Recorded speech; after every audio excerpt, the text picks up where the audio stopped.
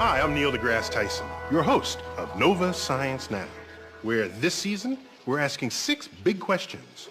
On this episode, can we make it to Mars? We would love to take a walk on the red planet, but can we get there alive? You can go from a perfect day to a very bad day that quickly. There's space rocks way faster than speeding bullets. All of a sudden I look and see the solar panel just instant hole this big. This is why it's so dangerous to send out missions. They can take out a spacecraft.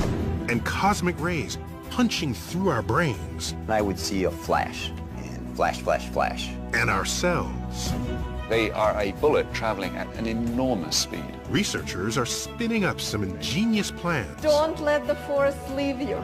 To keep astronauts safe. But will they work? And if astronauts do make it to Mars, what will they wear? Humans can't survive without a pressurized suit. Basically, the gas in your lungs would boil. You would be dead very quickly. NASA astronaut Mike Massimino I feel like an Italian sausage. looks into a revolutionary new idea to keep Mars explorers alive and kicking. Also, would you eat a piece of meat that's been sitting around for 8 years? I did. This NASA lab is cooking up food for the long journey to Mars. Eating in space is already no picnic, but with or without gravity, some of the space meals are delicious. I like that. But can they stay tasty all the way to Mars? Now this looks nasty. That is. All that and more on this episode of Nova Science Now.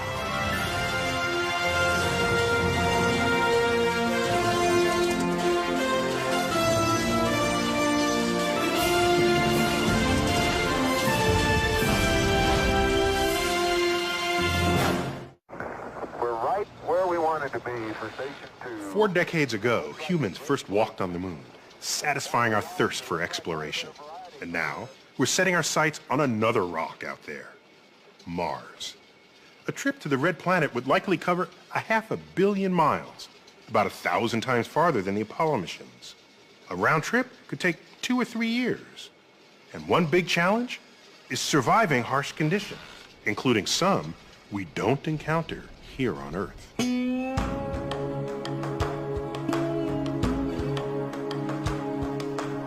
Here in the New Mexico desert, home to all sorts of top-secret government projects, NASA has built one of the world's most powerful guns. Some 60 yards long, it targets spaceships. Though not alien spaceships, our own. The gun simulates cosmic collisions that will threaten astronauts traveling to Mars. So you guys call this a gun, but it looks nothing like a gun. I think of a gun, I think of handguns or rifles. How fast does a rifle bullet go? About 2,000 miles per hour. And what do you pull out of this? 20,000 miles per hour. 20,000 miles an hour. That's fast. The most surprising thing is not the gun's size or power, but its bullets. These itty-bitty things, 20,000 miles an hour. They represent a danger that could end a mission to Mars.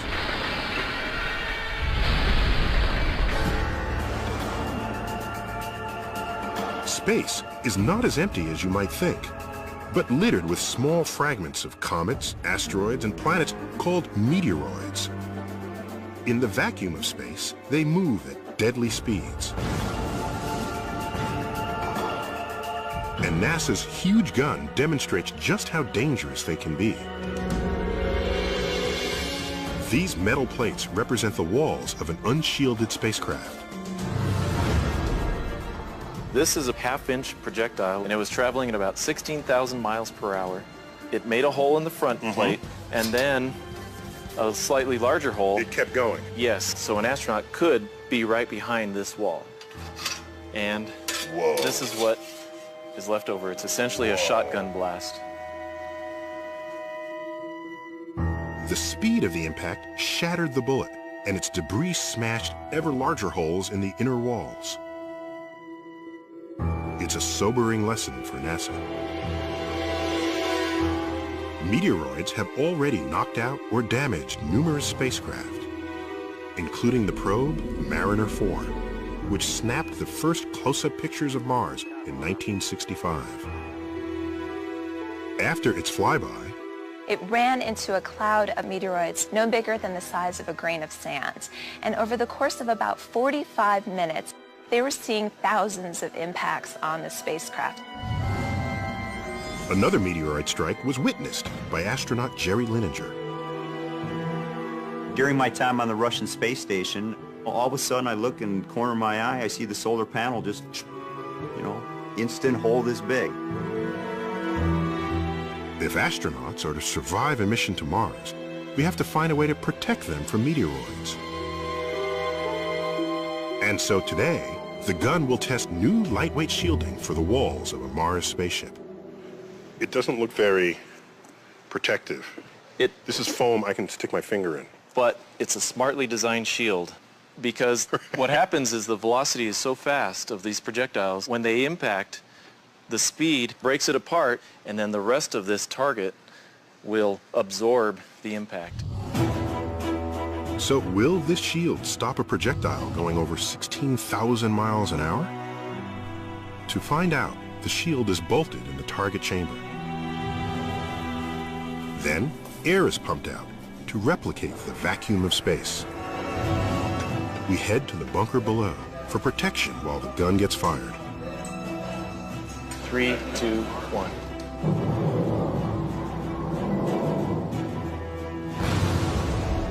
That was cool.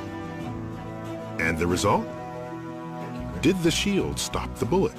Well, obviously it went through. Yep. But just look at the inner wall. No penetration. Nothing came out the other side. That's right. It worked. The layers of foam, metal, and bulletproof materials pulverized the debris from the impact. So this takes out all the energy of those projectiles. Mm-hmm. And it stops it. So this is where astronauts would be. They could be cooking breakfast here. Yeah. They're safe from the hazards of space. Well, not really. Meteoroids are only one peril of many. Systems failing, possibility of a fire, possibility of losing electrical power. You can go from a perfect day to a very bad day that quickly. Some threats aren't so obvious. In fact, one of the biggest looks like harmless fun. Many astronauts report that being weightless is what they love most about space. Yay! I would wake up in the morning and fly to breakfast, then I would fly to work.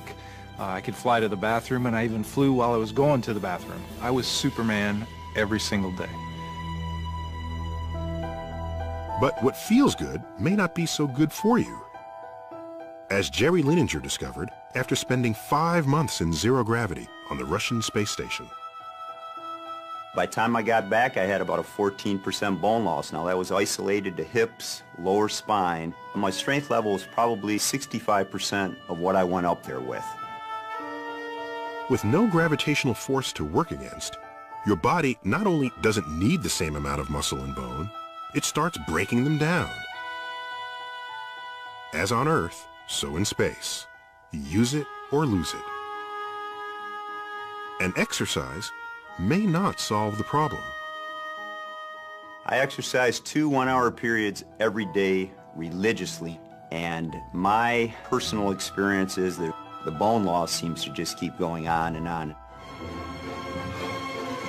And yet, there is a solution. Artificial gravity, a force created by spinning.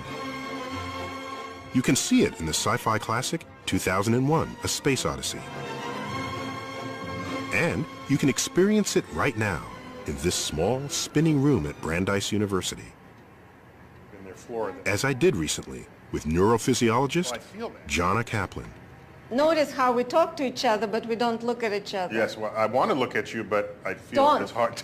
I'm trying to conduct a conversation, but I'm having trouble turning my head. The rotation, you see, is generating a centrifugal force that pushes everything in the room away from its center, towards the wall. It makes me lean pretty oddly, but as far as my body is concerned... Very good. Good. This force is no different from gravity. To move, I have to work against it. Okay, now I gotta turn around. Turn around slowly. And I mean work. Peel. Everything That's is what I'm just this doing. peeling motion. No chance of muscles and bones wasting away around here. It's the centrifugal force which is pushing him backwards, so he feels like he's got to fight so hard to get away from the wall. And he may feel as much as 30% heavier.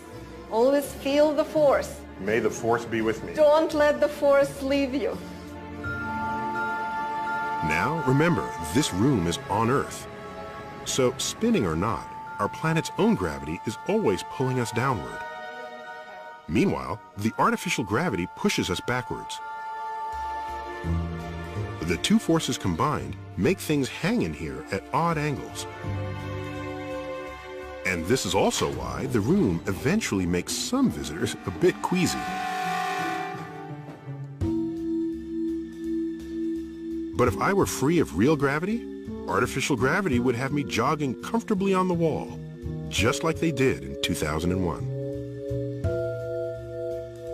Now, building a spinning spaceship isn't practical, but a small spinning room on board might suffice, giving astronauts an Earth-like exercise space to keep their bones and muscles from wasting away.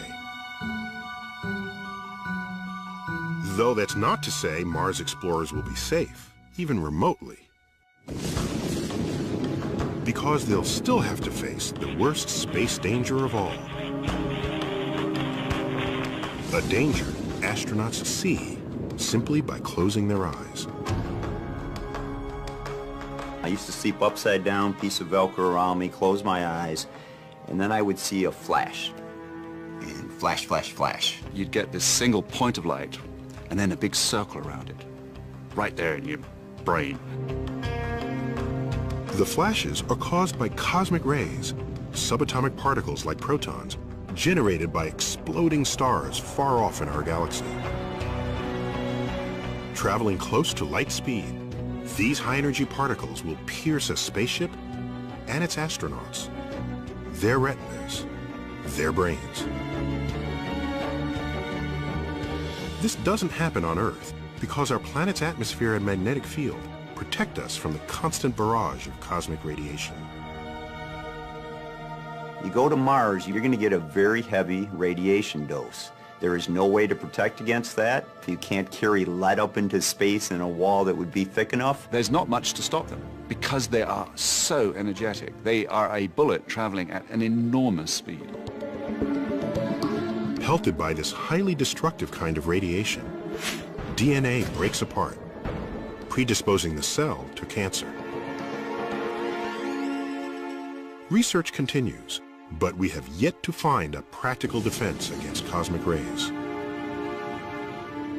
You go to Mars, you're raising your risk of cancer lifelong.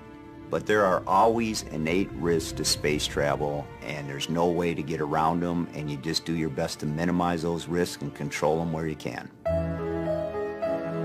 So we might be able to protect our Mars explorers from some of the dangers they will face, but only some. Yet knowing all that, today's astronauts are undeterred. In my mind, it's part of our genetic code that we should explore, see what's beyond the mountain, and I would love to be the first person to step on another planet. Just imagine what that would be like. Everything you see would be completely alien to your experiences here on Earth. It would be just an amazing, amazing experience. I would go to Mars under any condition. I would dearly, dearly like to take my wife with me. Human evolution involves exploration. And I don't care what the risk is, that's something that you actually are moving mankind forward. It is worth your life, and I'd sign up for that mission in a heartbeat.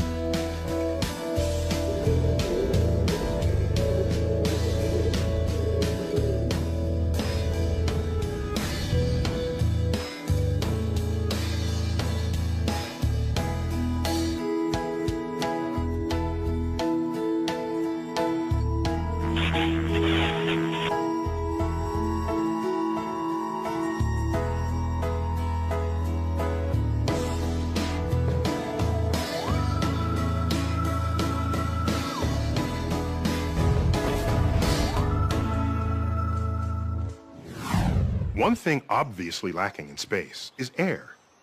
Now, of course, air is crucial for us to stay alive. Our bodies need a constant supply of oxygen.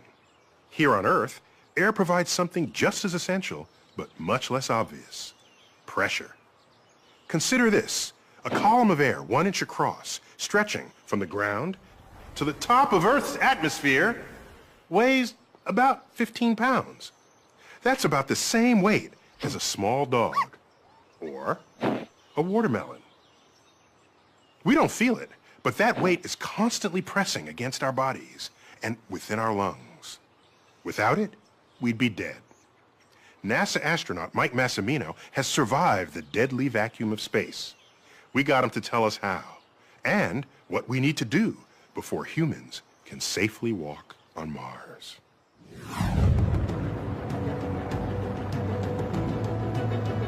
Astronauts like me might not like to admit it, but space is a dangerous place. I've walked in space 4 times. That's me, doing repairs on the Hubble Space Telescope. And every minute I'm out there, I know, the only thing between me and oblivion is my spacesuit. First step, getting dressed for space, is to put on some undergarments. So now I have on my TCU, or thermal comfort undergarment, which is slang for long underwear, and underneath that is my MAG, or the maximum absorbency garment, which is slang for diaper. And that answers the question of how do you go to the restroom if you're locked inside of the spacesuit. At roughly $10 million, today's spacesuit is one of the most expensive garments in the entire solar system. And a lot of that expense goes into creating something you wouldn't expect: air pressure. Because the astronauts have to take their own pressure when they're doing their spacewalk, you can think of the spacesuit as like a big bag of air. So why is air pressure so important? What would happen to our bodies without it? If somebody gets sucked out of the space station without a spacesuit, what would happen? Well, that would be a very bad day. You would not explode. You would just slowly expand, and you'd get to a certain spot and then essentially turn to a goo, a mush, and then sort of vaporize. You would be dead very quickly. Basically, the gas in your lungs and even the solution in your bloodstream would boil. The cells in your body are filled with dissolved gases like oxygen and nitrogen. Without air pressure pushing hard against these cells, all that gas is going to bubble out of solution, just like it does when you open a bottle of soda. We cannot survive, just the human body, in the vacuum of space. We have to have protection from a spacesuit.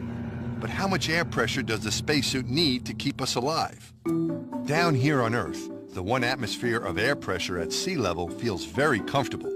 As you rise up in altitude, there are fewer air molecules around you, producing less pressure. At 30,000 feet, the height of Mount Everest, the pressure drops to only 1/3 of an atmosphere. Luckily, as long as there's plenty of oxygen, humans can survive okay in 1/3 atmosphere. And that's the amount of pressure they put into the spacesuit. The whole spacesuit is pumped full of air, like a balloon.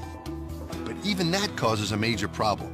It makes the suit incredibly stiff. You can think of it as like a football. When a football's not inflated, you could bend it a little bit. But when it's pressurized, and you would not be able to bend it. And the spacesuit's not that different. And all that stiffness makes the suit extremely hard to move around in. In space, I use up a lot of my energy just fighting the suit. The stiffness is particularly noticeable in the gloves. The pressure that keeps me alive makes it really difficult to use my hands. If you took a rubber band and wrapped it around your fingers, and if you just open and close maybe 15, 20 times, you'll get a feeling of what makes it so physically demanding. Astronauts have been on the front lines of the battle between mobility and life-saving pressure since the beginning of space travel. By the time Neil Armstrong made that giant leap for mankind, it was clear. Leaping was doable. Walking, not so much. Trust me, I know. These suits aren't made for walking. These boots are made for walking, and that's just what they'll do. If we want to send human explorers to Mars, we're gonna need a new kind of spacesuit. We have to have much more robust suits and capabilities before we can even think about going to Mars. Back down on Earth, at my alma mater, MIT, a former classmate, Dava Newman, has set up a space-age garment district. She's trying to create a new spacesuit specifically designed for Mars. Her biggest challenge? Perfecting a whole new way of producing life-saving pressure. My passion is, astronaut performance. Is there a different way, a better way perhaps, to provide pressure? And the solution? Dava wants to shrink-wrap astronauts and apply the pressure directly to their skin. Hollywood's been shrink-wrapping space-traveling actresses for years, but the goal was purely aesthetic. No one knew if you could build enough pressure into a tight suit to keep an astronaut alive. So Dava does a lot of experimenting. Let's roll up your pant leg. All right. We're going to show you a prototype of mechanical counterpressure, meaning where we apply the pressure directly to your skin. We really want you to have maximum mobility, just like you would in your street clothes. Yeah. So I'm going to put the suit completely on you, and like shrink wrap an astronaut. Okay. We need to provide a third of an atmosphere. And we've been working on that for about 10 years. Could we provide enough pressure to keep someone alive? One way to find out is to wrap body parts in super stretchy material to see if you can apply pressure uniformly. Otherwise, it could hurt. I feel like an Italian sausage. That's what I feel like. Wrapping people like sausages is just the beginning. Dava studies human motion, trying to preserve mobility while maintaining pressure. She even tries out her spacesuit ideas on a robot. I'm collecting a lot of data out of the robot because it informs our spacesuit design.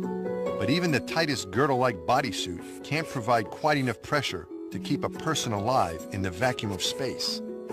It just isn't tight enough. If we put the astronauts into a compression stocking, that's great, but it still only gets me 2/3 of the way there. How can I get the rest? Looking for inspiration to solve the problem, Dava turns to the animal kingdom. The possibilities are endless. The balletic bat, the slithery snake, or the creature with the highest stature in the animal kingdom, the giraffe? I always wondered, why don't giraffes faint? That's a tall creature. His head's down, eating on the grass, puts his head up to reach the tree, 5 meters. Why doesn't he faint? So what about a giraffe's physiology keeps its blood from rushing out of his head? I actually think giraffes have like an internal G-suit, an instantaneous pressurization. Special muscles in the giraffe's blood vessels constrict to create pressure. That blocks the blood from escaping out of his head.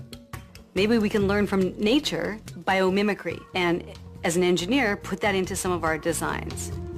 The constricting vessels in the giraffe's upper neck inspired the idea of building additional pressure into the suit with a tight web of super strong red fibers. Now what I'm doing is giving you a bit of structure. Through that structure, I can actually even carry more pressure. So if you just had the complete suit here without the lines, you'd be able to move around in it fine, but you wouldn't get the pressure, the protection you need to work in the vacuum of space. Right. But the red lines need to go in just the right places so they don't inhibit mobility. Though we don't have a complete full pressure suit yet, we're getting there. And Dava's built a slightly looser mock-up. This could be the spacesuit of the future. I can't wait to see what she looks like. She calls it the biosuit. You look like a superhero. I want to be Elastigirl. Yeah, Elastigirl You is look one like of my favorites. Elastigirl. You look like it's just futuristic. Amazingly, a combination of tight, stretchy fabric and a stiff web of fibers looks like it can provide the necessary pressure directly to the skin. Then you see some... But it isn't easy. What is the hardest part of the body to pressurize in this suit? It's definitely the elbows, the joints, and the concave areas, the back of the knees, armpits. Those areas are really complicated. I volunteered to test drive her suit in space. Unfortunately, the mock-up isn't mission ready. And it only comes in lady sizes. When are you going to be ready for prime time? We would really need a few more years of research, so that's where we're at in terms of the development of the suit. A fully functional biosuit will contain smart wires, so scientists can monitor your vital signs. The hard backplate will support the oxygen tanks needed for breathing. Speaking of breathing, That part of the suit would be pretty much the same as today, with a gas pressurized helmet. But you'll breathe easier. Dave has found you could run around in the biosuit and consume about 50% less oxygen than you would in today's bulky suit.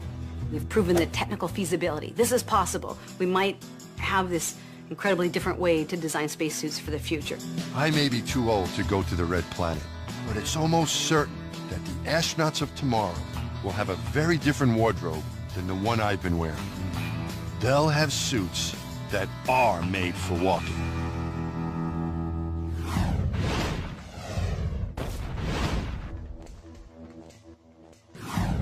Even after just a few days in the fridge, a lot of food can get pretty unappetizing. Mostly because mold and bacteria begin to take over your food. So imagine eating meals that have been sitting around for 2 to 3 years. That's what the astronauts who go to Mars are going to have to do. You know, I met some chefs trying to cook up some delicious dishes that'll provide all the comforts of home. Even when the dining room is 100 million miles away. In a food lab at the Johnson Space Center, Michelle Perchonik heats up pork chops for a taste test. If you're the type who likes your food fresh, this isn't the meal for you. One of these chops has been sitting on a shelf at room temperature for 2 years. The other has been lying around for 8.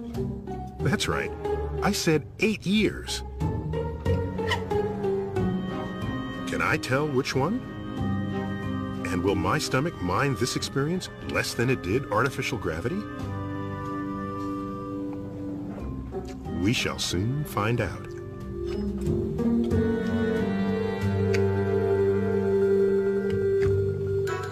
I think this one's older. So in other words, it wasn't obvious to me that one was 8 years old and one was 2. But if I were to guess, I would say this one, because the meat was just a little mushier. And I'm thinking maybe it would break down over time. Actually, that one's the 2-year-old product, and this one's the 8-year-old product. So I was wrong. You were wrong. Michelle heads up a team figuring out how to feed astronauts all the way to Mars and back.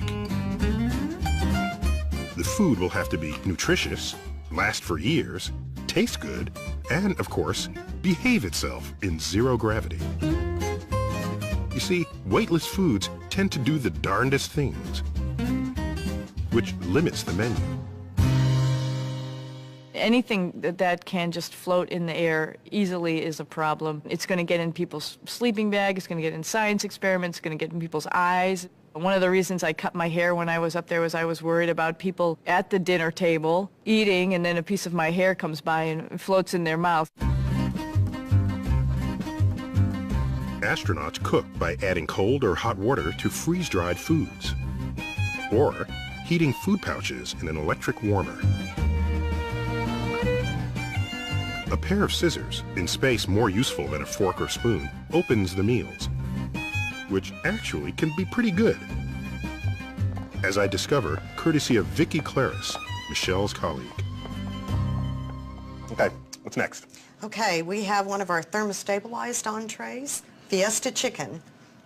Thermostabilized. Again, it's just preserved. Preserved. Okay. Shelf stable. Preserved is a little more appetizing than thermal stabilized. Put simply, it's a way of killing germs with heat. And I see Cyrillic characters here in Russian. Well, actually, in Russian, it translates as party chicken. Party chicken. Which was a little difficult for our Russian colleagues to understand. We'll taste this. I like that. It's a very good product. Good for Earth orbit. But what about Mars? When it comes to feeding an expedition like that, problems multiply. Tomato and basil. Michelle and Vicki must plan 7,000 meals and snacks to nourish 6 people for up to 3 years. And if food is sent ahead of the astronauts, it will have to keep for 5 years. Yet only 7 of NASA's 65 thermostabilized edibles have that kind of shelf life. The rest end up like this. Now, this looks nasty, I just want That to say. is very nasty. So what you're looking at here is our citrus fruit salad, 5-year-old versus 2-year-old. So something happened between 2 and 5 years. What? There's a lot of chemistry going on. Literally. Even if you kill off every microbe in sealed food, it still contains sugars and proteins that react with each other over time. The result is obvious when you compare this youthful and geriatric chicken salad. So the chicken gets darker and the greenery becomes pale. Yes. And it's not just a cosmetic phenomenon. No. You're losing nutrients. Exactly. You're losing flavor, nutrients, probably texture. You're losing everything. A solution might be new packaging that keeps out all water and air, unlike today's plastics. With that packaging, we get about a 9 to 12 month shelf life. And so there is no way we're going to Mars with this kind of packaging. Nor can we use foil. Fine for low Earth orbit, but too heavy for Mars when you're launching 22,000 pounds of food at the cost of $1 million per pound. There's also something else to consider. When you're in space, stuck inside basically a can, food becomes kind of a highlight of the day. You have to eat in order to survive. But what people don't understand, I don't think, is the psychological aspect of food. Because it is one of the few pleasures that you have control over. And I think people serving on submarines have long understood the importance of food for crew's well-being. Since good food makes astronauts happy, I asked Michelle and Vicky if there's a popular dish they'd especially like to send to Mars. Well, I think that would be our shrimp cocktail. That sounds good. Our shrimp cocktail is freeze-dried product, so this has been rehydrated. It's not only the shrimp, it's the cocktail sauce. It's the sauce. If Earth were 50 million miles away, this would be 5 stars. But on Earth, I've had better shrimp cocktail at the local... I certainly hope so.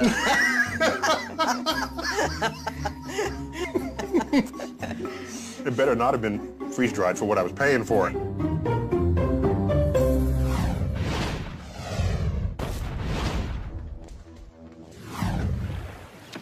If you have to cross a great distance with no pit stops, the slower you go, the more supplies you're forced to carry. And if your route takes you through dangerous territory, all the more reason to speed things up. It's especially true for a round trip to Mars, which, with current technology, might take 2 or 3 years.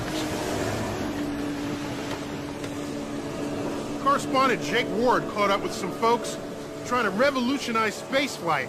And if their plans work, future spaceships would go so fast, they'd leave our long-distance traveling woes far behind us.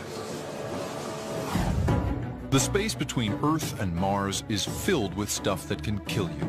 Meteoroids can smash your spaceship to bits. Zero gravity eats away at your bones. And cosmic rays increase your odds of getting cancer. The risks all get worse the longer the trip. Right now, the best rockets would take 2.5 years to get us there and back. 2.5 years is what I see as the biggest risk going to Mars. Why so long? The problem is fuel. The fuel in this shuttle tank weighs almost 1 million pounds, and that just gets you into near-Earth orbit. Mars is still more than 35 million miles away. You can't carry enough fuel to fire engines all the way to Mars. In fact, a chemical rocket would empty its gas tank just escaping Earth's gravity, and then would let momentum carry it the rest of the way. Now, the problem with that is that you're coasting the whole way. Which takes a very long time. The other problem with that is that if anything goes wrong, you're stuck. You have no abort capability in mid-flight. Former astronaut Franklin Chang Diaz is well aware of the dangers of such a mission. At that point, you have no choice but just to continue to go. And God forbid, you lose propellant or you lose an oxygen tank, and it's not going to be possible to really return. And we would watch this crew die for months in front of the whole world. To make sure this doesn't happen, engineers are designing new kinds of rockets that could go much faster and more efficiently. They range from water vapor thrusters to going nuclear. But none can get a crew to Mars and back in less than a year. So this is it? This is it. But here outside Houston, Chang Diaz and his team are building a potentially game-changing rocket called the Vasimir. The ultimate goal is to have a small sun in the engine. A sun in the engine? Well, kind of. The Vasimir uses radio waves to heat argon gas to 1,000,000 degrees. So hot, it becomes a plasma. The sun is made of plasma. In a plasma, atoms break down into a soup of charged particles that move very, very fast. And if you fire these very hot, very fast particles out the back of a spaceship, you've got a rocket that can really move. But putting this sun in the engine creates some new problems. Think of this candle as a conventional rocket. It's plenty hot. But Vasimir, it's really a whole other ball of wax. Test firings have already topped 1,000,000 degrees, thousands of times hotter than a chemical engine. So the challenge for Vasimir is, how do you keep an engine this hot from destroying everything around it?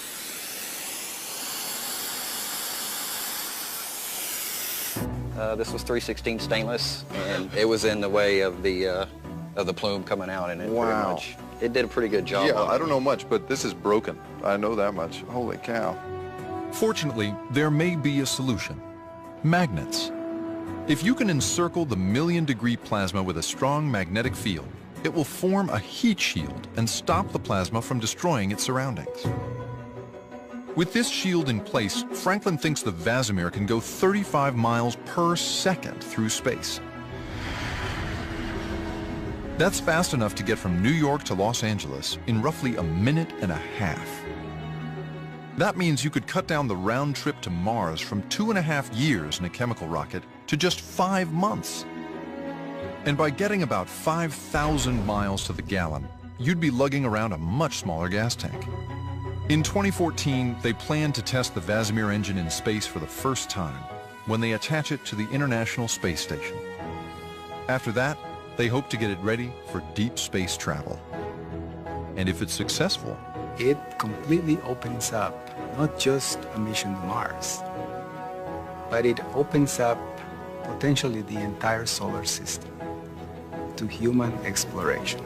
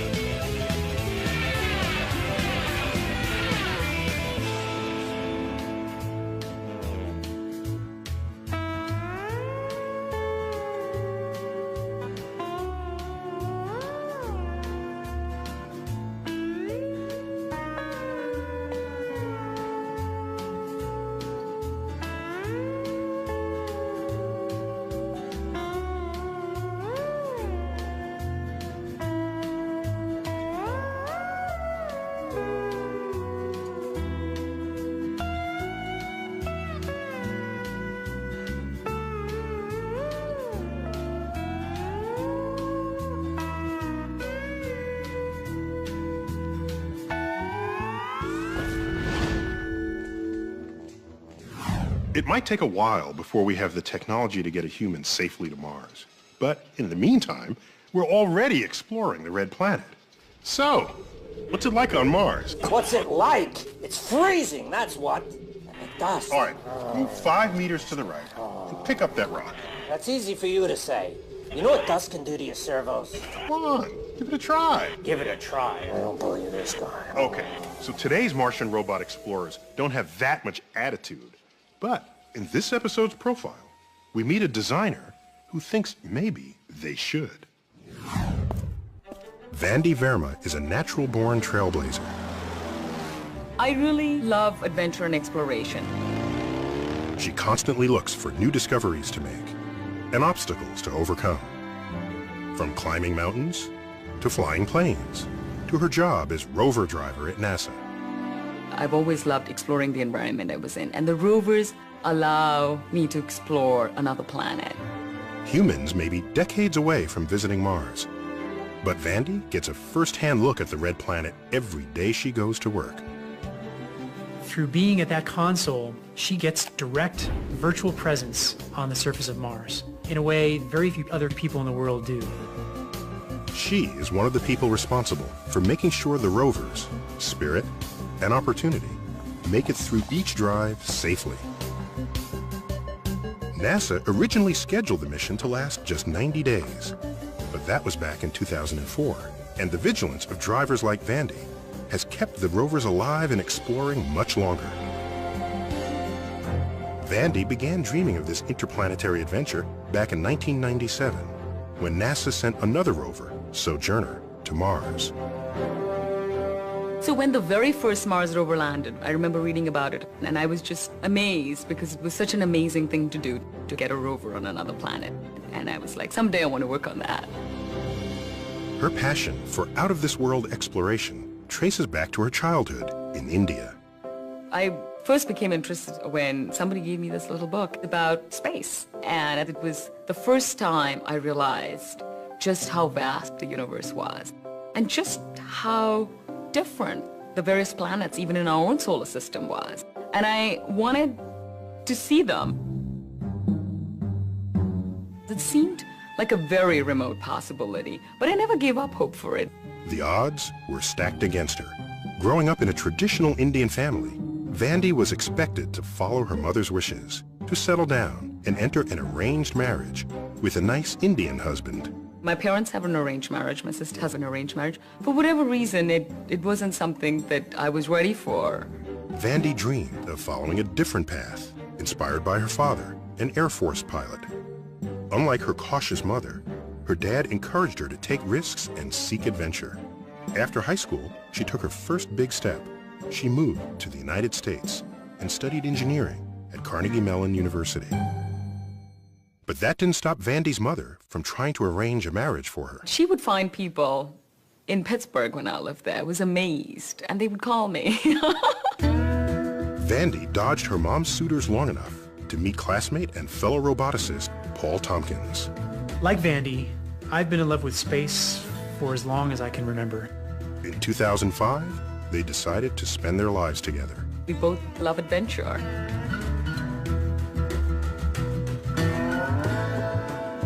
They share a love for taking risks, but not chances. It's very natural for me to take risk. At the same time, it's calculated risk. So she has the element of adventure on one side, but then she's smart about it because she's not going to take a foolhardy risk. She realized that this calculated risk mindset would also help navigate her new field. I discovered robotics when I was at Carnegie Mellon, and instantly I knew this was what I wanted to do. Robots are incredible for exploring space or any areas where it's hard to send humans because we don't have to worry about survival, food and water. While getting her PhD, Vandy headed to the Atacama Desert in Chile to hone her robot driving skills in its Mars-like terrain. Atacama is a place where they measure rainfall in millimeters per decade. And that was a perfect place for us to take our robot and do an astrobiology experiment to look for life. My research focused on making sure that the robots could handle unanticipated situations. This work caught the attention of NASA's Jet Propulsion Lab, who offered her the chance to explore the surface of another planet from a distance. Really, the center of the world when it comes to robotics is at Jet Propulsion Laboratory. So she headed to Pasadena, California to join the Mars rover team and brought her motorcycle with her. Mostly I used it as a commuting bike to get from home to work, but I'd always take the longest path possible and the most swervy. Her means of transport was another way to get a little adventure out of life. As a rover driver, she pushes Spirit and Opportunity to get as much data as possible without breaking them. Safety is the biggest concern, but you can't be so risk-averse that you don't go anywhere. We don't use a remote control to drive them, so we're not driving them in real time. We get the conditions under which the robot is in today. We use those and plan a drive, and then we send it to the rover, and the rover executes it on its own. And then once it's complete, it sends us back the information. We've personified these two vehicles. They're like our children. They have human characteristics. They're intrepid, they're accomplished, they're dutiful, and they're so darn cute. There is no GPS on Mars. You can't just say, hey, you know, this is this location, drive to that location. So just moving the rovers is a certain amount of risk. And there's little room for error when driving on another planet. Mars is a very dangerous place. It has very little atmosphere. The temperatures are incredibly cold. There are huge changes in temperature every day. So these rovers have to endure that kind of environment. They are solar powered, so if the rovers get too cold or if they get starved for energy, which is just the same way as a human being starving, they could die. Since some of the most interesting places are the hardest to get to, the rovers constantly face the danger of getting stuck. And the drivers brainstorm different ways to get them out in a replica of the surface of Mars called the Sandbox. There isn't one obvious right way to think. You want to explore the options. So the Sandbox is a great way to do that because you have one chance on Mars, but in the Sandbox you could reset and say, well, that didn't work, let's try a different strategy. You may choose to drive forward, you may choose to try to do it with a slight turn, an uphill turn, or drive backwards, maybe wiggle the wheels in order to loosen the terrain up. Once we figure out what solution works best, then we do it on Mars, with that one chance we have on Mars. The JPL team has avoided an end of mission since 2004. That's more than 25 times longer than the original plan. And this run has been key to the rover programs revolutionizing our knowledge of Mars. The rovers have detected signs of past water. We've detected minerals that show that there was water. And since water is the elixir of life as we know it, these findings suggest fantastic possibilities. What the rovers have found is that Mars at one time was much more like the Earth than it is today. And this is very exciting and very intriguing because if it was like the Earth at a time when life started on the Earth, did life start on Mars or is there life there today? Whenever you see some sort of a discovery made by the rovers, you sort of feel that you helped them along. It is a little bit parental feeling that, hey, you know, I'm proud of that rover.